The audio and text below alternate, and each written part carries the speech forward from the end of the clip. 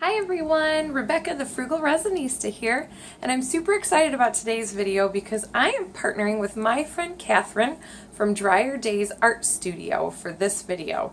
Now Catherine is an amazing resin artist and she does geodes like I do, but her technique is totally different than mine, which is really cool.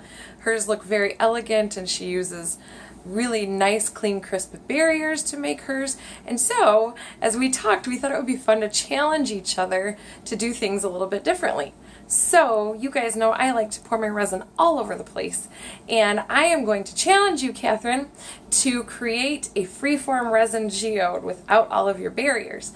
And I think this is going to be a lot of fun. So I'm going to also make a freeform resin geode today.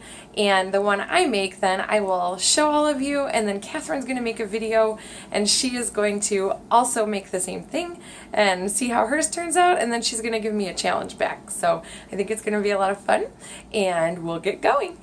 Okay, let's get started on our freeform geode. What I'm going to be using is silicone bathroom caulk and a caulk gun. These are really easy to use. You just put the tube in.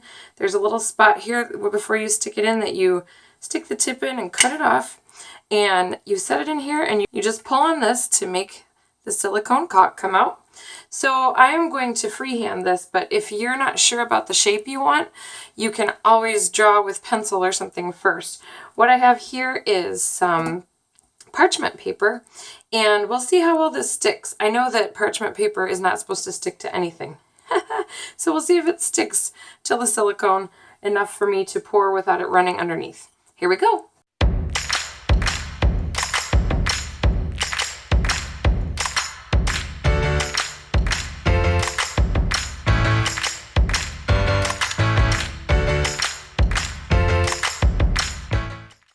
The caulk that I'm using only takes half an hour to cure all the way to being able to be wet. So I'm going to let it cure for half an hour. I took my stir stick and just pushed along the edge of all of this to make sure that it was pushed down enough that there were no gaps in between the caulk and the parchment paper. Now, I'm not sure in here, I got it a little mushy, but we'll see. It should peel off okay still. I'm only doing one layer of caulk in this because I like to let the clear coat pour over. So I will do my colored coat in here and peel it out, and then I'll raise it up and pour the clear coat. So I don't need it to be really high. So we'll let this cure and we'll move on to the next step. All right, you guys, my silicone caulk is totally cured and I'm really happy with the results. It stuck to this really well. I hadn't tried it on parchment paper before, so it's going to be great. I'm going to show you real quick the colors that I'm using and the resin that I'm using, and then we'll speed this whole thing up. I'm going to be using Apple Barrel White mixed with Pearl-X powdered pigment in Macro Pearl. Then I will be using Pale Daffodil, and that's another Apple Barrel. I will be using Apple Barrel Jack-o'-lantern and mixing a little bit of Pearl-X powdered pigment in Scarlet in that. And I will also be mixing that same powdered pigment with Deco Art's Berry Red. So, one other thing I'm going to do here is I typically like really defined lines, and you guys know I add a lot of lines and make it really busy. I'm going to do my best to just make this kind of a rainbow color gradient where I go white, yellow, orange, red, and that is it for the first layer. We'll see how well I do with it because I always change my mind. But that's what I'm going to attempt to do. And I am using, as always, Stone Coat Countertop's Quick Coat Resin. So I will get that mixed up for you guys here and we'll do part one of this pour.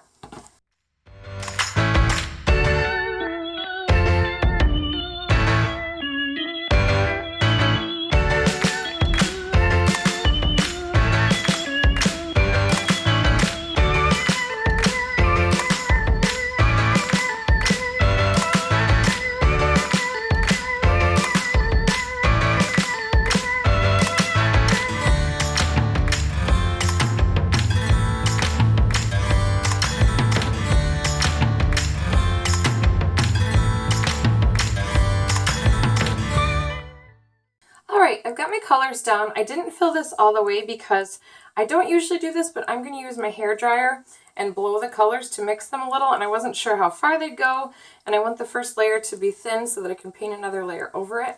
So I'm going to do that real quick and see how far this spreads out, and then I might go ahead and add a little bit of my glass, and that kind of makes it spread out farther. So if I need to add more resin, I will. I'm just not sure how much I need yet. So here we go.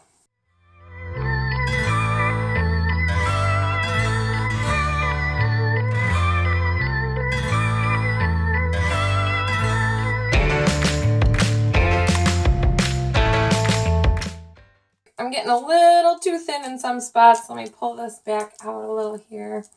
So I'm going to mix some more red, but I am actually really excited about this. I didn't know if I would like the colors being not as defined, but this is really pretty, and I should probably try to do this more often because this is really nice.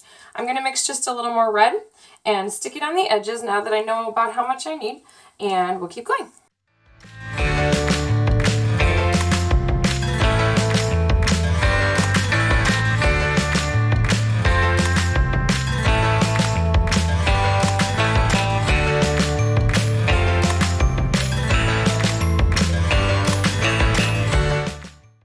So I have this filled in. A couple spots I'm not happy with. I don't know if you can see this line here, and there's a little bit of line here. That is because when I was doing my hair dryer, I turned it up to high to really blow the resin around, but it also ended up getting a little too hot for the parchment paper, and it made the parchment paper bubble up a little bit. So now I don't have quite a flat surface there, which is annoying. But there's not a ton I can do to it on this part of the pour. I just have to, on the next one, try to make sure I get those spots filled in. But see how it's starting to kind of run away from those? That's a bummer. My fault. But hey, I messed up, and now you guys can learn from it without messing your own up. So what I'm going to do is let this cure, and then I'm going to go back with the same colors all over again and pour over the top of it and give it its second layer, and that will take care of it. Although when I show you guys the back, because a lot of people have requested to see the back of these and how I finish them, you will see this wrinkle in the back now, which is not a huge deal because I'm not making this one that would be really viewable from both sides, but just kind of a FYI for you guys if you're doing these. So let's let this cure, and we'll come back and do the next layer. Alright, you guys, my first layer has cured, and as you can see in these little spots where my hair dryer had really gotten a little too hot and close to my parchment paper, that really disappeared. Now the one thing I can do though is I've pushed this down a little, and that spot that's raised, it actually peeled away. So I think what I'm going to do is do my pour and then push down with a stir stick in those spots and see if I can get some of the resin underneath so that I can even out the back of this. I'm using the same colors as last time. This time I'm going to use a little less white because I want the other colors to be more prominent around here. And the only change I've made is, in addition to the orange and the red paint and then the Pearl-Ex in scarlet in both of those, I've also added some Testors brand enamel paint. This floats on top kind of like if you used a spray paint. These are metallics, and I'm using their metallic orange and their metallic red. And what's going to happen is just adding one more layer of color, it's going to give this piece a ton of depth because as it cures, that's going to raise to the top. And even though it'll all be a red color, you'll see different kinds of things inside of it. So I'm going to pour the second layer, and then I'm going to add just a few stones and things.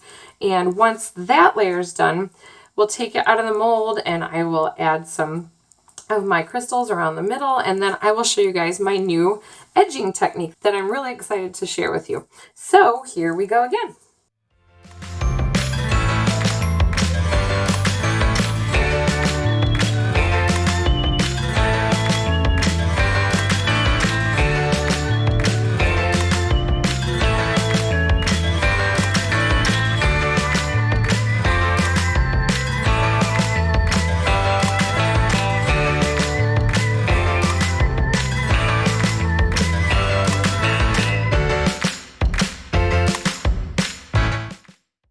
My second layer has cured, and I am ready to try to pull this out of the mold. A lot of you have asked to see the back of my piece, and so I'm going to do that. We'll see how easily this comes out. Oh, this is fabulous.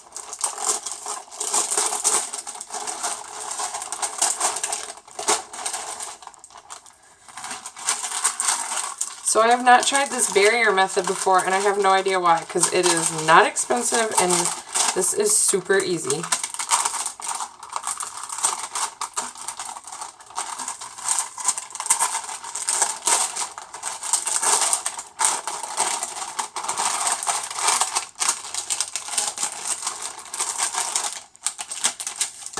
Oh my goodness, this is so cool. So even though quick coat cures fast, you still need to give whatever piece you're working on a good 24 hours before you let it be totally finished, because as you could see, it's still bending, which is cool. If you want to do certain designs where things bend, that's an awesome idea. But for now, I do not want to do that. So showing you guys the back here, it's not too bad. That spot right here, I don't know if you can see it, but there is a dent right there and right there where I unfortunately hit the parchment paper a little too hot with my hair dryer, but it'll work okay. So see how it's kind of folding in on itself?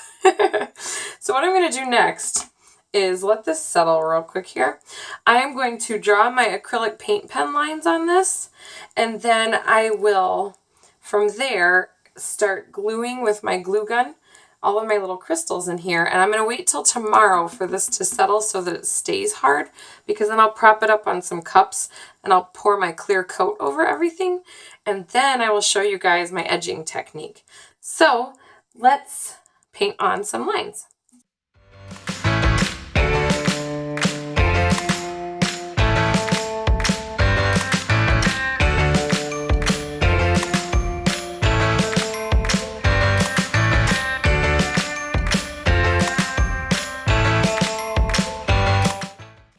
All right, I am really happy with the simplicity of this piece. I'm not going to add gold or any other colors with my acrylic lines. I just think this is a really pretty straightforward piece. The next thing I'm going to do is use my scissors to cut off some of these edges. I'm sure you guys saw where my resin kind of poured over my barrier, because I did end up doing a second layer when I wasn't planning to. So let me cut those off real quick.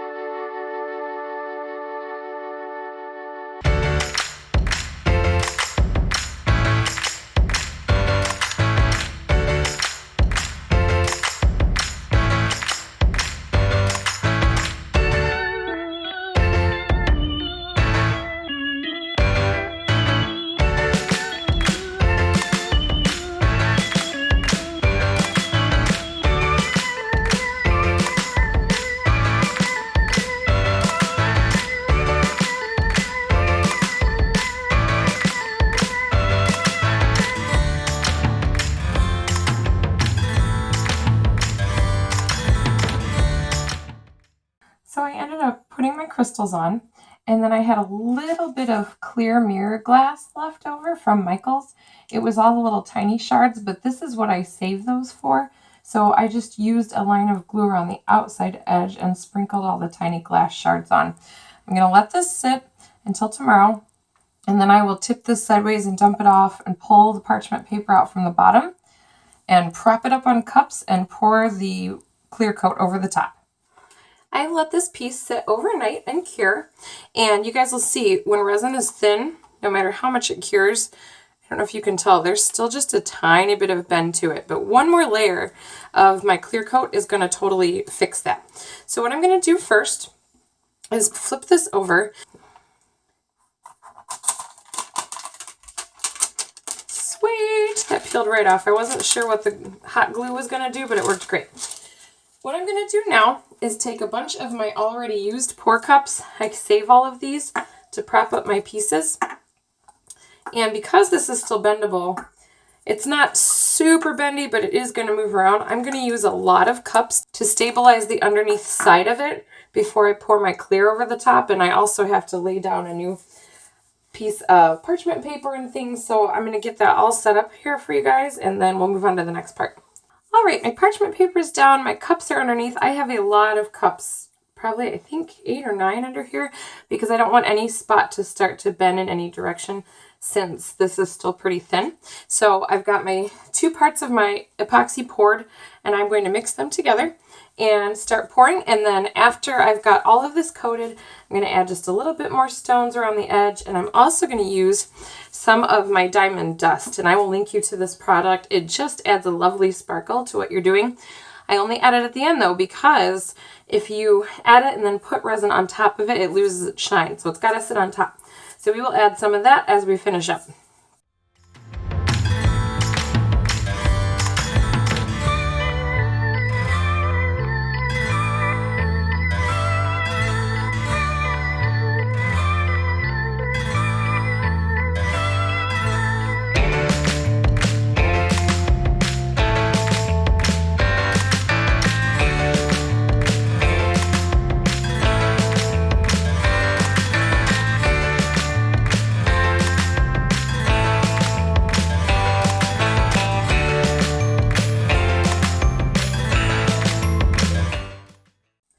All right, I'm so happy with this. I think this looks great.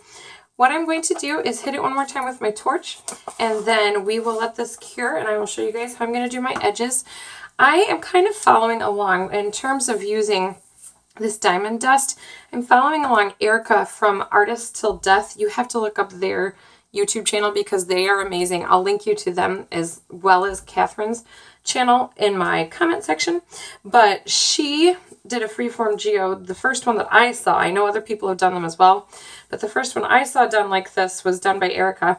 And she had decided to use this diamond dust, and it just adds such beautiful sparkle. And I don't know how well you guys can see it in the video right now, but I will make sure to get a good close-up of it as I do the end of this.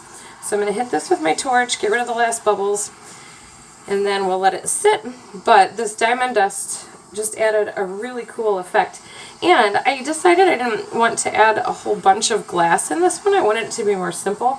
So the diamond dust also just kind of created some texture without covering the designs that I had in the resin itself. So I really like it. I'm really happy with it. And I will let this cure and we'll do the last part. All right, I have let my Freeform Geode sit actually for a few days now just because of scheduling things. And I'm going to do the last part of this now. I plan on showing you guys a new edging technique that I've been thinking of, but I haven't actually tried it. So we're going to see what happens. And Catherine, if you're following this one, I don't expect you to do this if you don't want to. If you have watched some of my other videos, the old videos, so you might not have seen this, I have a product that I like to use called Stone Textured Finish by Rust-Oleum.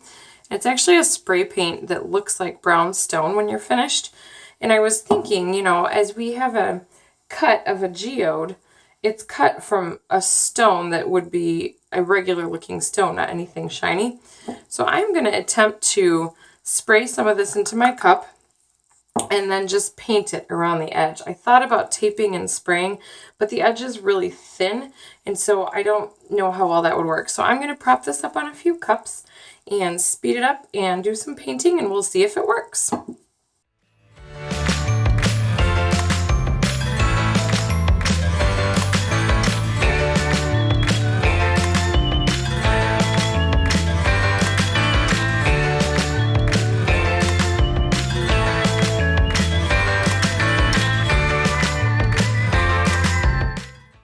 So, mixed results on this. On the one hand, I think it's going to be really good, but on the other, I wish I had taken sandpaper around the edge of this first because it's really shiny, and this paint is really thin when you brush it on, and so there were lots of spots where it wasn't sticking, so I kind of ended up scraping upward all the way around the edge, and that seemed to do the trick. but I'm obviously going to have to do quite a few more layers. So I'm not going to make you guys watch me do it over and over. We'll just finish it up. I will count how many times I go around this thing and then show you guys the edge so you can decide if it's worth doing it this way. And I will give you guys close-ups as I always do. And thank you so much as always for following my channel, for watching my videos. And I'm just about to hit 10,000 subscribers and I cannot tell you how excited I am about that. It's so cool. And that's because of you guys and I really appreciate it. So thank you so much for that. You can find me on Facebook and Instagram as the Frugal Resinista. And I will see you guys soon in another video. Bye!